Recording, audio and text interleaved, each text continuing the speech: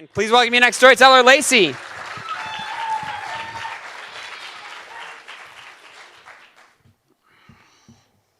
Okay, I can get it a little lower. Perfect. Okay, so I've done a lot of drugs.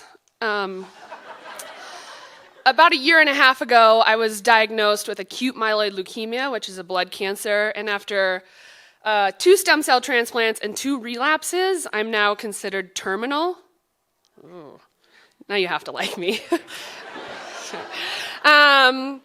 anyway, some of my favorite drugs that I've done in the last year and a half, aside from the almost 50 bags of chemo I've had course through my veins, are like the extra drugs, the ones you get for procedures and like side effects and stuff.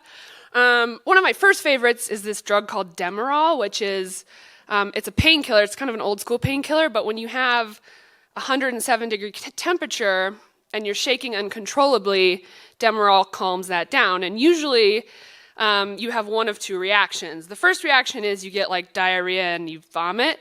I got lucky and I got the one where you're like, I love you, and I love you, and you're my best friend. Another drug I really like is IV Benadryl. Everyone has taken a Benadryl, surely.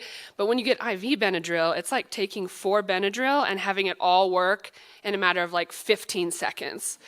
So there's like an old cancer joke that says you can't be nauseous or having an allergic reaction when you're unconscious, which is what happens when you get that much Benadryl into your system immediately. And by far my favorite cocktail of all is these 2 drugs that they give you for conscious sedation. The first is Versed, which is it's an amnesiac. You just forget what happened. And the second is fentanyl. We know fentanyl, Michael Jackson. So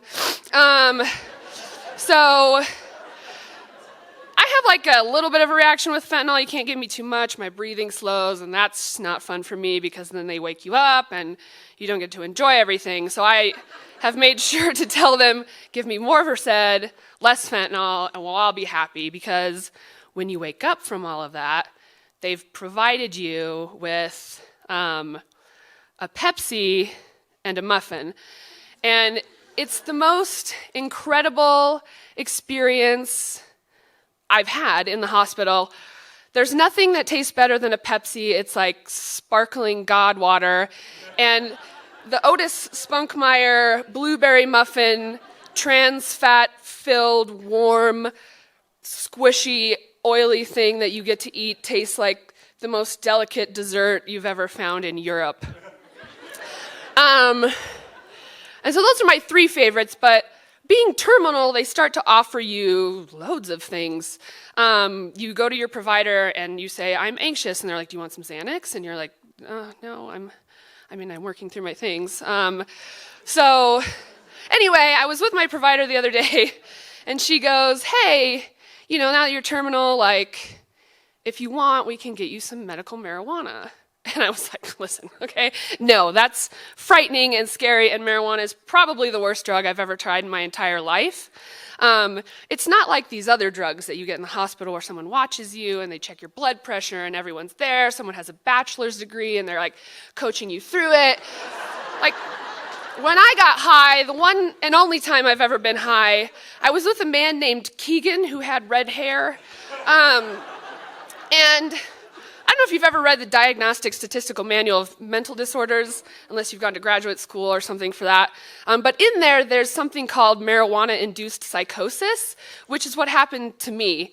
I took my hit of marijuana, and suddenly my head felt like a giant wedge of cheddar cheese.